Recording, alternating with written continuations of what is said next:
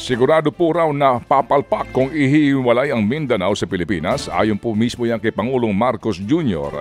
Giit ng Pangulo, mali ang batayan ng mga nagsusulong na ihiwalay ang Mindanao. Ito po raw ay insulto sa ating saligang batas.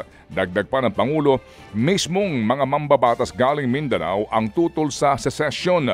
Matatandaang iminungkahi po ni dating Pangulong Rodrigo Duterte ang paghihiwalay ng Mindanao sa Pilipinas.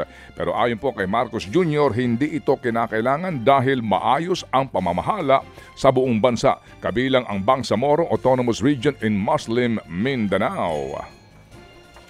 The new call for a separate Mindanao is doomed to fail, for it is anchored on a false premise, not to mention a sheer constitutional travesty.